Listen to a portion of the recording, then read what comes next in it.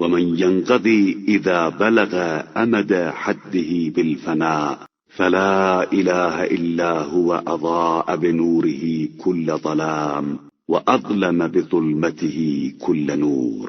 اور جو اپنی آخری حد پر پہنچ کر فنا ہو جاتا ہے، پس اس کے علاوہ کوئی خدا نہیں ہے جس نے اپنے نور وجود سے ہر تاریکی کو منور بنا دیا ہے اور پھر عدم کی ظلمت سے ہر نورانی شے کو تاریک بنا دیا ہے.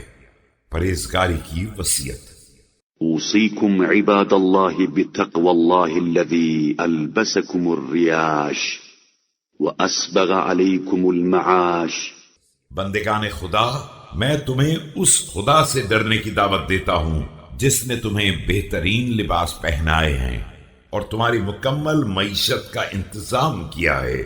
فلو أن أحدا يجد إلى البقاء سلما أو لدفع الموت سبيلا لكان ذلك سليمان بن داود عليه السلام الذي سخر له ملك الجن والإنس مع النبوة وعظيم الزلفة.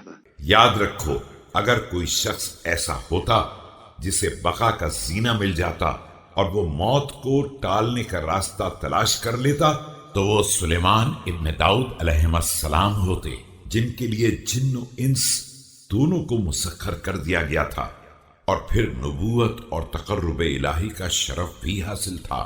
فلما استوفى تؤمته واستكمل مدته رمته قسي الفناء بنبال الموت وأصبحت الديار منه خالية. لیکن جب انہوں نے اپنے حصے کی غذا استعمال کر لی اور اپنی مدت بقا کو پورا کر لیا تو فنا کی کمانوں نے موت کے تیر چلا دیے اور سارے دیار ان سے خالی ہو گئے.